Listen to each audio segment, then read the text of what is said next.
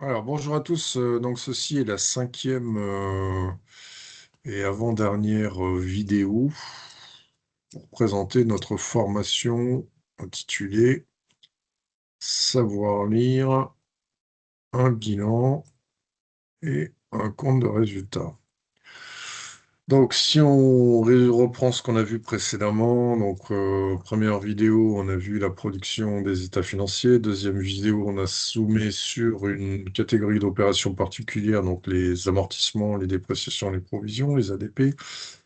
Ensuite, on a fait une analyse du compte de résultat, puis une analyse du bilan. Donc, l'analyse du compte de résultat nous a permis de répondre à la question, est-ce que l'entreprise est profitable? Quelle est sa capacité à générer des bénéfices, des marges, des résultats positifs? L'analyse du bilan, elle, nous a permis de répondre à la question, est-ce que l'entreprise est solvable? Autrement dit, est-ce qu'elle a suffisamment de cash pour payer tout ce qu'elle a à payer? Alors, sachant que l'analyse du bilan, on a vu qu'elle passait par est passée du bilan comptable, donc patrimonial, au bilan économique, hein. Donc, bilan comptable, actif-passif, je possède, je dois. Bilan économique, emploi-ressources, d'où vient l'argent, à quoi il sert. Dernière partie de notre formation, donc l'analyse des tableaux de flux de trésorerie, les TFT. Donc les TFT, c'est un document donc complémentaire qu'on ne trouve pas dans les comptes annuels sociaux, hein. On les trouve dans les comptes annuels consolidés. C'est un document que les sociétés d'une certaine taille doivent produire chaque année, hein. Donc ça concerne les sociétés qui font un chiffre d'affaires d'au moins 18 millions d'euros ou qui ont un effectif salarié d'au moins 300. Donc le TFT, c'est un document très très très puissant. C'est un peu la Rolls, hein, des états financiers. Pourquoi? Parce que en fait, il va nous permettre d'analyser la variation de trésorerie. Hein, autrement dit, comment expliquer que la trésorerie a augmenté ou diminué entre le début et la fin d'année. Donc le TFT, ça permet de vérifier si l'entreprise est capable de générer du cash flow, hein. Donc le cash flow, littéralement, en anglais, ça veut dire flux de trésorerie. Donc en fait, ce TFT, il vient compléter l'analyse du bilan, hein, sachant que l'analyse du bilan, c'est une analyse statique, hein, puisque le bilan, c'est la photo du patrimoine à l'instant T. Là, en fait, on va prendre deux bilans. Donc plus précisément, on va prendre deux bilans économiques et on va calculer les variations, hein, entre début et fin de période. Donc en fait, le TFT, c'est une approche dynamique, hein. On raisonne en termes de flux. Si j'ai 100 au 1er janvier en trésor, si j'ai 200 à la fin de l'année, ça veut dire que j'ai une variation de trésor, un cash flow de 100. Et je fais 200 moins 100, ça me donne 100. Et du coup, ces 100, cette variation donc de 100, je m'interroge, grâce au TFT, je vais comprendre d'où ça vient. Hein, peut-être que j'ai encaissé 300 et que j'ai décaissé 200. Hein, donc si j'ai des rentrées de trésor de 300 et des sorties de trésor de 200, bah, j'ai bien une variation de 100. Hein, donc c'est ça l'intérêt du TFT, c'est expliquer toutes les opérations, tous les mouvements qui ont impacté la banque, la trésorerie, les disponibilités au cours de la période. Donc c'est un tableau qui va venir compléter en fait un peu l'approche de la solvabilité, hein, statique du bilan, expliquer les causes en fait, hein, de la dégradation ou de l'amélioration de la trésorerie sur l'année en fait, hein. Et puis on va voir aussi que le TFT, il nous permet de répondre à la troisième et dernière question très importante qu'on va se poser en analyse financière, à savoir est-ce que l'entreprise est rentable? Hein, sachant que la rentabilité, eh ben, on va la définir comme la capacité de l'entreprise à rémunérer ses actionnaires. Hein, donc, rentabilité, c'est vraiment le point de vue des actionnaires. Alors, pour arriver à monter, à calculer un TFT, ben, en fait, on a deux méthodes. On a une première méthode qu'on a vue, qu'on a présentée rapidement sur la première séquence, donc qu'on appelle la méthode directe. Donc la méthode directe, en fait, elle consiste à les taper directement dans les écritures comptables, hein, donc les écritures qu'on a enregistrées durant l'année. Donc concrètement, on va prendre toutes les opérations qui font intervenir les comptes de la classe 5 hein, en compta, enfin plus exactement la trésor, donc les comptes 51, banque, principalement. Et du coup, on va retracer tous ces flux, hein, que ce soit des entrées ou des sorties de cash. On va les retracer sur un document où on va distinguer, on l'a vu, trois parties. Donc, il y a des opérations courantes, donc qui concernent les achats, les ventes, etc. Ensuite, il y a les opérations d'investissement et enfin les opérations de financement des investissements.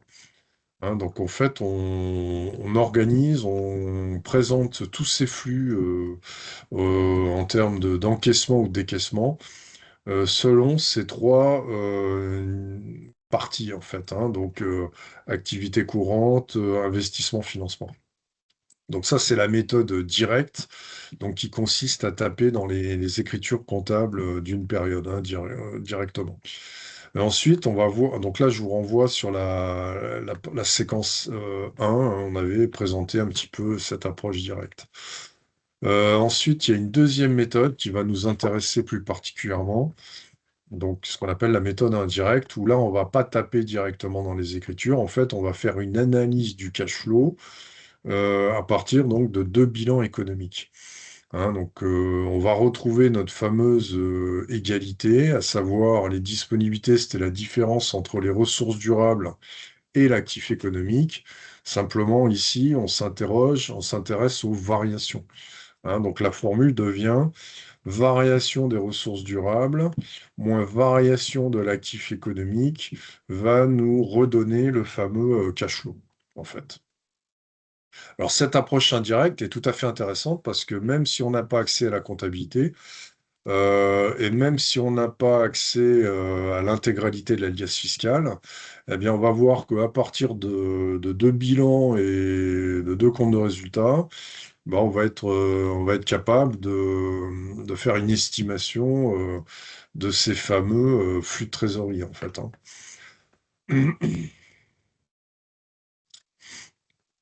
Donc ici, si on reprend notre exemple de la séquence précédente, bah, on voit que sur l'année N, on termine avec des disponibilités d'un montant de 69 000 euros, alors que sur l'exercice précédent, on avait 64 000. Donc si on fait 69 moins 64, eh bien on constate une variation de trésorerie de 5 000. Hein, donc on constate qu'en fait la trésorerie a augmenté de 5 000 euros. Autrement dit, l'entreprise a dégagé un cash flow positif. Hein, le cash flow, il est là. Hein, c'est tout simplement la variation de la trésorerie entre fin de période et début de période. Hein, donc je commence l'année, j'avais 64 en banque, je la termine, j'ai 69. Donc la trésorerie a bien augmenté de 5 000. J'ai dégagé un cash flow positif. Donc ce cash flow positif de 5 000, que l'on peut obtenir directement par variation des disponibilités, eh bien, on peut le retrouver également en faisant, en appliquant la formule, donc variation des ressources durables moins variation de l'actif économique. Hein. Donc, si je prends les 105 de ressources durables à la fin de l'année N, moins les 64, donc ça va nous donner quelque chose comme, si je fais 105 moins 64, ça nous fait 41 d'augmentation des ressources durables et dans le même temps, l'actif économique, lui, il est passé de 0 à 36. Hein, donc d'un côté, j'ai des ressources qui ont augmenté de 41, de l'autre, j'ai un actif économique qui a augmenté de 36. Donc si je fais la différence, eh bien, on retombe bien sur les 5000. Hein, donc les 5000 qui correspondent au cash flow. Hein, donc on voit ici que le cash flow, On a deux façons de le calculer, hein. Donc, soit je fais la différence entre trésorerie finale moins trésorerie initiale, 69 moins 64, ou je reprends tous les postes dans mon bilan économique, à part la trésorerie, donc les disponibilités. Donc, j'applique la formule variation des ressources durables moins variation de l'actif économique. Voilà. Alors, ensuite, on peut déployer cette égalité. Et là, je vous demande de me faire confiance. Si vous ne me faites pas confiance, pas de problème, vous m'envoyez un petit message et je vous enverrai la démonstration mathématique, hein. C'est des maths, hein. Donc, si on déroule cette égalité, cash flow égale variation des ressources durables moins variation de l'actif économique, eh bien, on va tomber sur cette présentation. Donc, on va retomber sur le tableau de flux de trésorerie, hein. Donc, c'est tout à fait intéressant à redérouler, hein, sur le plan mathématique. Donc, n'hésitez pas à me contacter si ça vous intéresse, hein, on pourra creuser ça avec plaisir. Et donc, si on redéroule cette égalité, eh bien, on va retrouver encore une fois notre capacité d'autofinancement, hein. Donc, c'est tout à fait fascinant. On voit que la CAF, elle est partout, en fait, hein. On l'a vu sur le bilan économique, pour le calcul des ratios, on l'a vu sur la profitabilité. Voilà, donc elle est partout, la CAF, hein. Donc, on retrouve la CAF, ici, donc de l'année N, hein, donc le vrai résultat dégagé sur la période. Et on va retrancher la variation du besoin en fonds de roulement, donc l'augmentation du BFR entre N-1 et N. Et on va également retrancher les investissements qui ont été réalisés au cours de la période, hein, donc les acquisitions. Alors là, attention, il y a une subtilité, on prend uniquement les acquisitions et non pas la variation. Pourquoi? Parce que dans la variation, il y a des augmentations, des diminutions, et les diminutions n'impactent pas le cash, hein. En fait, ce qui impacte le cash, c'est uniquement les acquisitions nettes éventuellement de revente, hein. Donc on doit prendre uniquement le prix de revente, mais pas les sorties de bilan. Donc ça aussi, c'est un point un peu technique, un peu théorique. Si vous êtes intéressé par le sujet, n'hésitez pas à me contacter, on pourra creuser ça avec grand plaisir, hein. On va s'éclater. C'est des maths, hein. Donc les maths, ouais, vous savez, ça marche tout le temps, hein. Donc voilà. Et donc, si vous me faites confiance et si on s'appuie sur cette formule, eh bien là, on va tomber sur un indicateur qui est fascinant, qui s'appelle les free cash flow, hein. Donc les free cash flow, la première façon de les calculer, c'est je pars de la CAF, je retranche la variation du besoin en fonds de roulement, et je retranche les investissements qui ont été réalisés durant la période.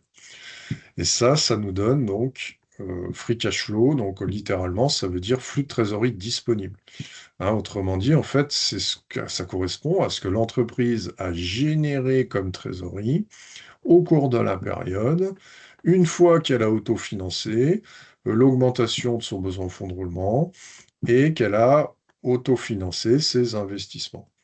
Vous voyez. Et ce free cash flow, ce flux de trésorerie disponible, est très très très important puisqu'il va nous permettre de rémunérer les apporteurs de capitaux, hein. Plus précisément, ça va permettre de rembourser les crédits qu'on a contractés auprès des banques et ça va permettre de verser des dividendes aux actionnaires. Vous voyez. Et du coup, la différence entre les free cash flow et les remboursements de crédit et les dividendes versés aux actionnaires, eh bien, ça va nous permettre de reboucler sur le fameux cash flow, hein. Donc, le cash flow, en fait, c'est la partie des free cash flow qui va rester à l'entreprise une fois qu'elle a rémunéré ses actionnaires et remboursé ses crédits. Vous voyez. Donc, tous ces indicateurs et toutes ces rubriques, on va les retrouver sur le tableau de flux de trésorerie, hein, donc ici, qui est calculé selon la méthode indirecte.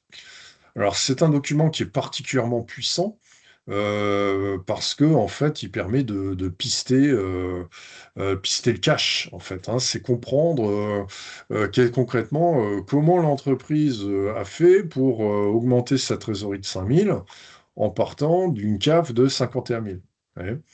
Pour rappel, quand on a vu la séquence numéro 3 sur la profitabilité, on s'est dit, la CAF a quatre grandes missions. Première mission, financer la croissance.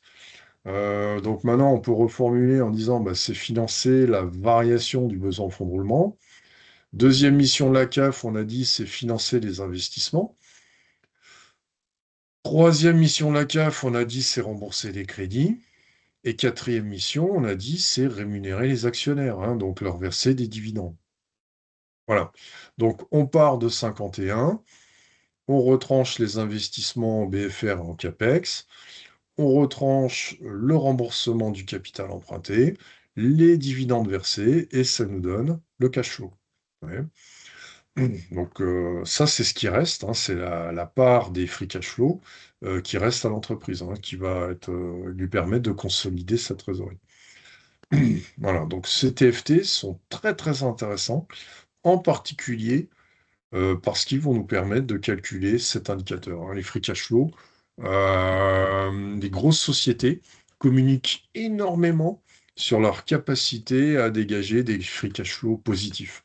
Hein, donc si jamais une entreprise dégage des free cash flow négatifs, c'est un mauvais signal qu'elle donne aux investisseurs.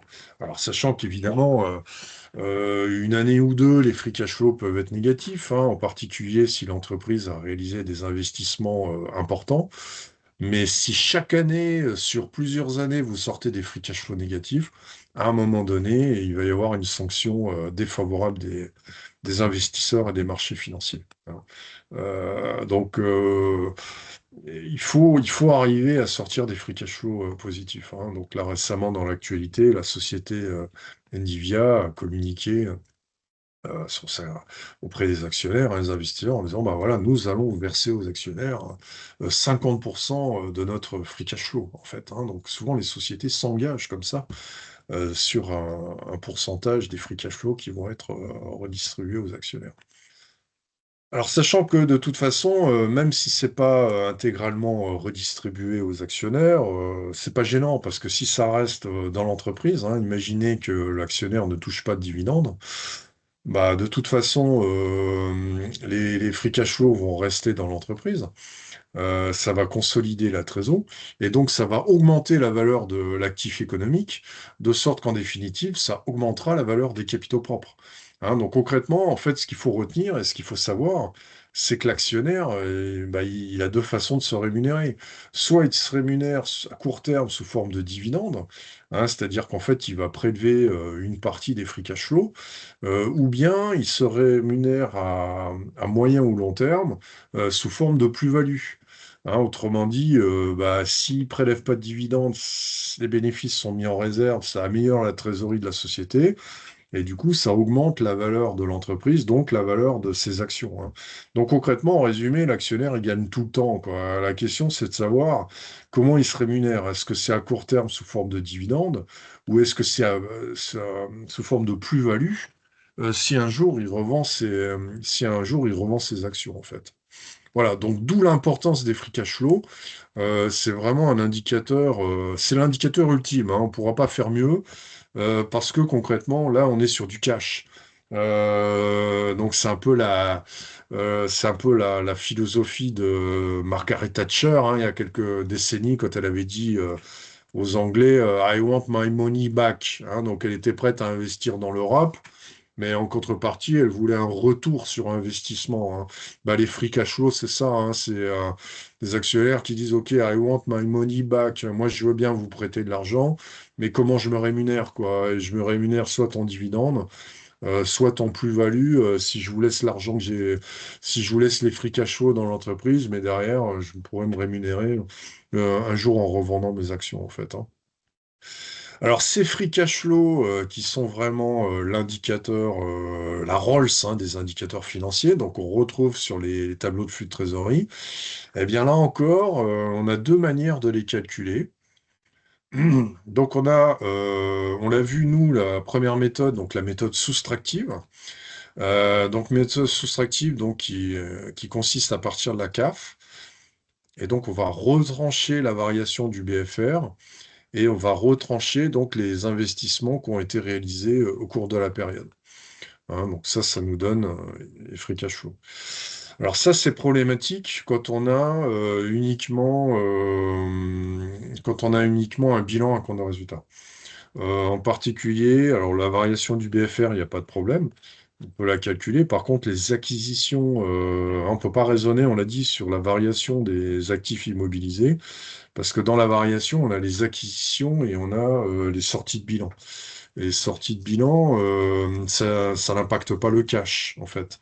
Hein, donc, il nous faut d'autres documents de l'alias, notamment le tableau de variation des immobilisations, donc l'imprimé CERFA 2054. Hein, donc, on fera un exemple sur une dernière séquence hein, pour montrer comment, à partir du bilan, enfin, à partir, pardon, d'une IAS complète, on peut arriver à retrouver les free cash flow selon cette méthode soustractive.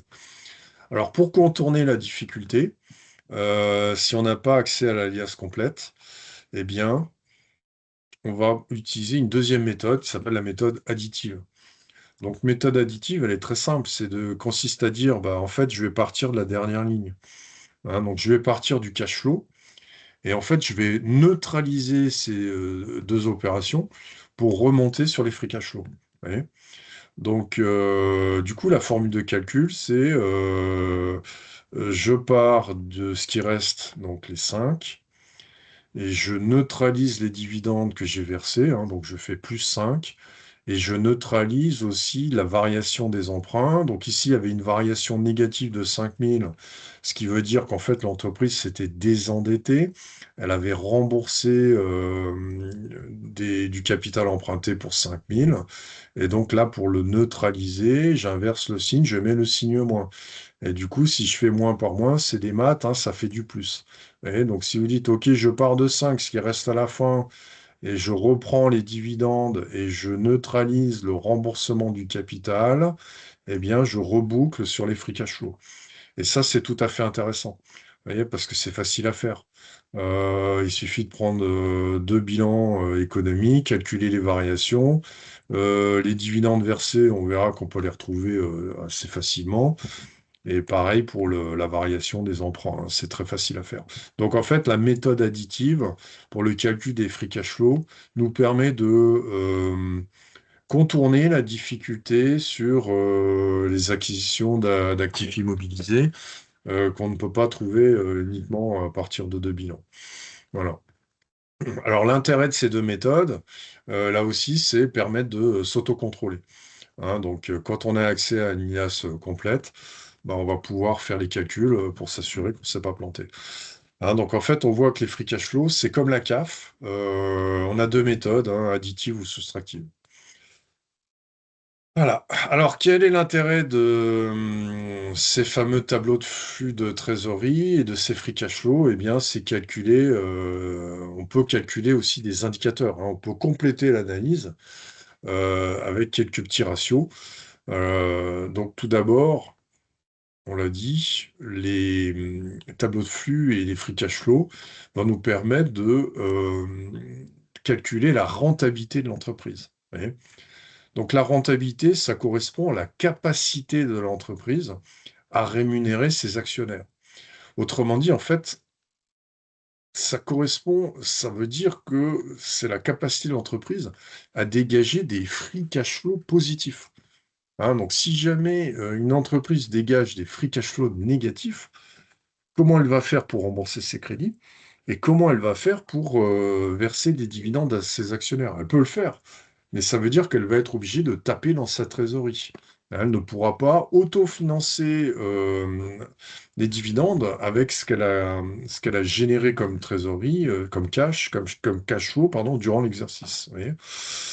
Donc, ici, on va pouvoir calculer la rentabilité financière d'une entreprise en prenant au numérateur les free cash flow, ce qu'on appelle les free cash flow net, hein, c'est-à-dire après remboursement des emprunts. Hein, donc c'est la part des free cash flow qui revient aux actionnaires. Et on va diviser par les capitaux propres. Donc là, on prend les capitaux propres qu'on veut. Hein, ça peut être les capitaux propres du bilan comptable ou du bilan économique, voire pourquoi pas de la capitalisation boursière, hein, si l'entreprise est cotée en bourse, quoi. Et donc ça nous donne une expression très puissante de la rentabilité. Hein, concrètement, là, on rentre sur une logique de retour sur investissement, retour sur capitaux engagés. Hein, en fait, l'actionnaire s'interroge de savoir, quand il investit dans une entreprise, il se pose deux questions. C'est un, qu'est-ce qu'il faut investir dans la boîte? Donc là, concrètement, bah, c'est les capitaux propres. Et deux, qu'est-ce que l'entreprise est susceptible de lui verser comme dividende ou comme plus-value en fin d'exercice. Vous voyez. Donc, si je vous dis j'ai gagné 1000 euros en bourse, bah, tout naturellement, la bonne question que vous allez me poser, c'est ouais, très bien, mais tu as investi combien? Hein, donc, si j'ai investi 10 000 pour gagner 1000, bah, en fait, j'ai une rentabilité de 10%. Par contre, si j'ai investi 100 000 pour gagner 1000, bah là, en fait, j'ai une rentabilité de 1%. Et donc, l'actionnaire, il raisonne toujours comme ça. Il raisonne sur une logique de retour sur investissement, retour sur capitaux engagés. Et là, la- l'indicateur le plus puissant et le plus pur pour calculer ce retour sur investissement, c'est ça, c'est la rentabilité financière, hein, ce que les anglo-saxons appellent le ROE, Return on Equity. Et vous voyez qu'ici, le ROE, rentabilité financière, elle est calculée directement sur des free cash flow net, hein, c'est-à-dire après remboursement des crédits. Autrement dit, on ne le calcule pas sur le résultat, puisque le résultat, c'est un concept, hein, c'est abstrait. Alors que les free cash flow, il n'y a pas plus pragmatique et concret, quoi. Voilà. Donc, dans l'idéal, pour qu'une société soit rentable, eh bien, il faut que cet indicateur soit deux chiffres. Alors, ce qui est très important, hein, ça veut dire quand l'actionnaire engage 100 euros dans le capital d'une entreprise, hein, quand il investit 100 euros dans le capital d'une société, ben, en fin d'année, il peut sortir une rémunération de 10 euros, soit sous forme de dividende, soit sous forme de plus-value, s'il revend ses actions. Voilà, donc 10 sur un total de 100, donc ce qui est très, très, très important. Alors, ça, c'est le premier indicateur, hein, donc la rentabilité, donc retour sur capitaux investis. Et on peut inverser le ratio, hein, on peut le calculer dans l'autre sens. Donc, on prend au numérateur les capitaux propres et on divise par les free cash flow nets, hein, donc après, donc free cash flow pour les actionnaires. Et ça nous donne le fameux payback. Hein, donc payback, ça veut dire concrètement délai de récupération. Ouais. Donc délai de récupération, c'est concrètement, bah voilà, quand j'investis 100 000 euros dans l'entreprise, bah, concrètement, compte tenu des free cash flow qu'elle dégage chaque année, en combien de temps je vais récupérer ma mise. Hein. Donc, si on dit qu'une boîte doit sortir une rentabilité financière de 10%, bah, si vous faites 1 divisé par 10%, ça veut dire que la boîte doit sortir un payback inférieur à 10 ans, en fait. Hein. Inférieur à 10 ans, c'est-à-dire que concrètement, l'actionnaire doit être capable de se rembourser, doit pouvoir se rembourser sur un délai de 10 ans. Hein. Donc, ça aussi, c'est une autre expression de la rentabilité. Hein. C'est vérifier en combien de temps l'actionnaire va pouvoir récupérer sa mise. Donc, plus le payback est court, et plus la rentabilité pour l'actionnaire est importante. Hein. Autrement dit, plus l'entreprise est attractive pour l'actionnaire. Donc là, on est vraiment dans la citation de Thatcher, hein, Margaret Thatcher, I want my money back. Hein. Donc vous voyez, back, payback, actionnaire, retour sur investissement, quoi. Très bien. Et puis aussi, ben, on peut utiliser ces free cash flow pour affiner la capacité de remboursement de l'entreprise. Hein. Autrement dit, on a vu que sur la séquence, sur la profitabilité, qu'on pouvait calculer le ratio emprunt sur CAF. Mais alors pourquoi on fait ça? Parce que c'est facile à calculer, la CAF. Hein. Il suffit juste d'avoir un compte de résultat, on arrive à la calculer facilement. Mais là, on pourrait se dire, ouais, mais attention, la CAF, c'est un potentiel de trésor. Hein. Ça ne correspond pas vraiment à ce que j'ai gagné durant l'année comme cash flow. Donc, plutôt que de partir de la CAF, j'aurais plutôt intérêt de partir des free cash flow. Hein. Je passe d'un potentiel à un flux de trésorerie réel. Donc, si on retranche la variation du BFR et si on retranche les CAPEX de la période, Bah voilà ce que la boîte a véritablement dégagé comme trésor sur la période. Ouais, c'est les free cash flow, hein. Et du coup, je peux très bien comparer le niveau de l'emprunt avec ces free cash flow, hein. Donc en fait, c'est aussi un payback, mais non plus pour l'actionnaire, mais pour le banquier. Alors sur la CAF, on a dit que ça devait être compris entre 5 et 10 ans. Bah là, c'est pareil, hein, pour ce ratio, donc ce payback, il doit être aussi inférieur à 5 et 10 ans, mais il est plus fin, conceptuellement, plus pertinent de calculer la capacité de remboursement de l'entreprise directement sur ses free cash flow plutôt que sur sa CAF. Voilà.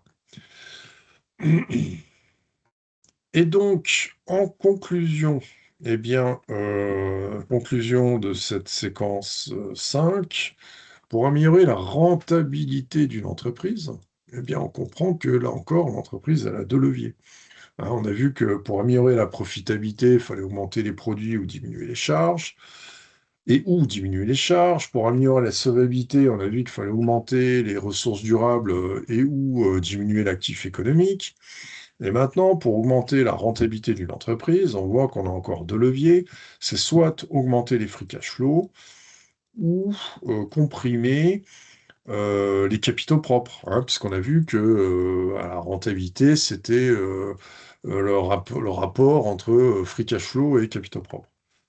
Donc, réduire les capitaux propres, alors augmenter les free cash flow, bah, c'est simple, hein, ça veut dire plus de CAF, donc plus de profit, hein, ou moins de BFR, hein, faire en sorte que la variation du BFR soit négative plutôt qu'elle soit positive, ou moins d'investissement, hein. Donc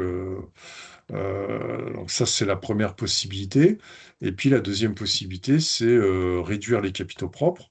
Donc là, ça veut dire bah, réduire l'actif économique, moins de besoins, hein, moins de BFR, encore une fois, moins d'investissement, et ou jouer sur ce qu'on appelle l'effet de levier, hein. Donc l'effet de levier en finance, c'est de dire bah, plutôt que de solliciter l'actionnaire pour financer mon actif économique, en fait, je vais solliciter les banques, hein. Autrement dit, je vais aller chercher le maximum de crédit, je vais emprunter au maximum, hein. Je vais privilégier l'endettement plutôt qu'un financement par des capitaux.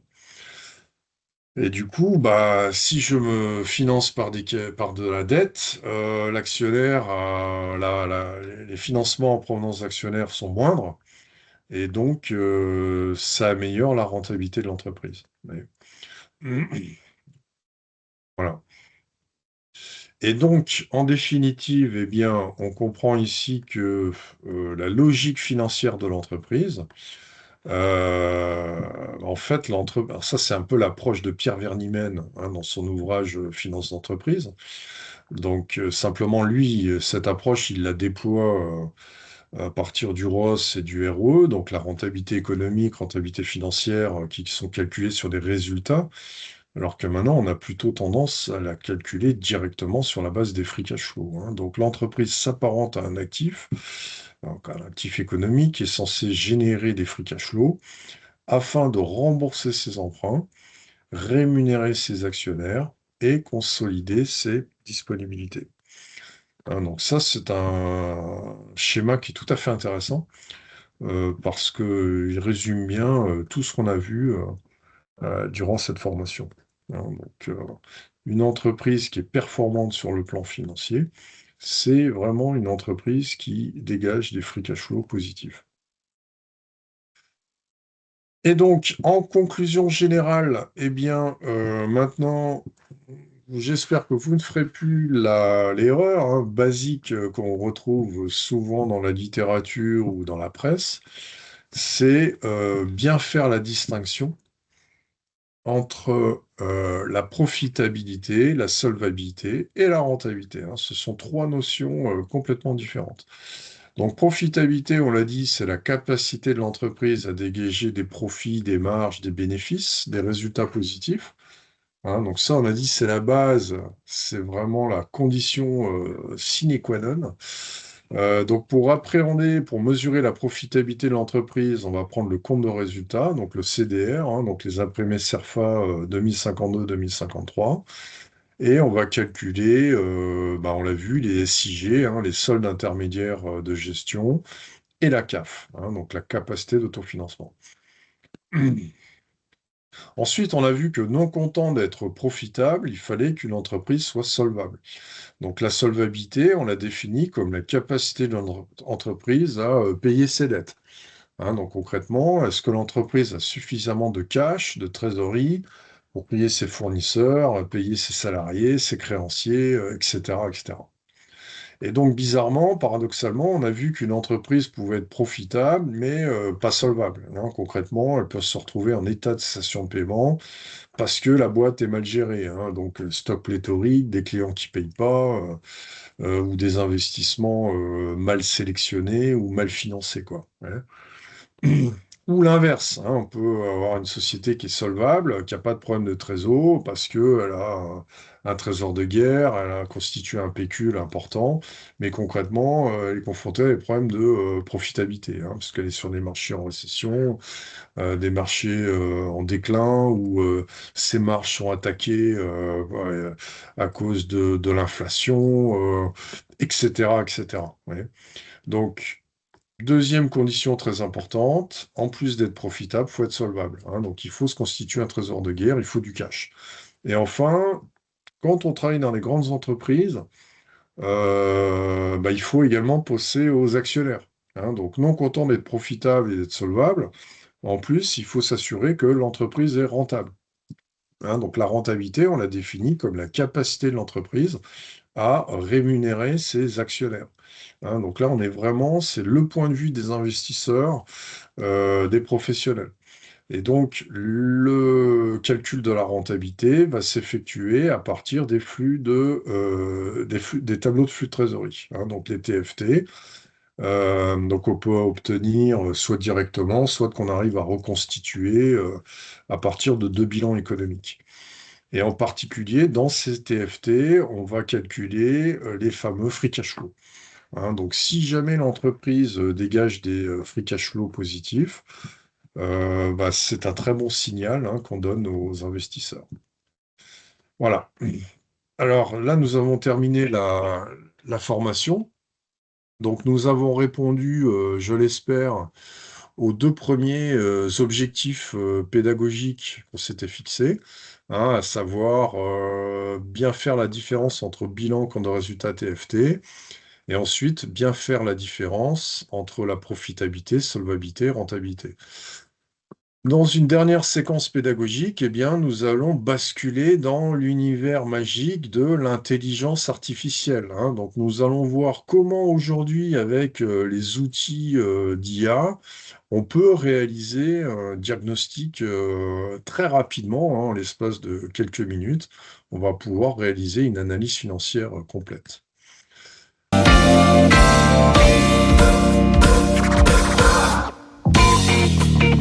What a brother, no, once again, back is the incredible rhyme animal, the untenable, Public Enemy #1.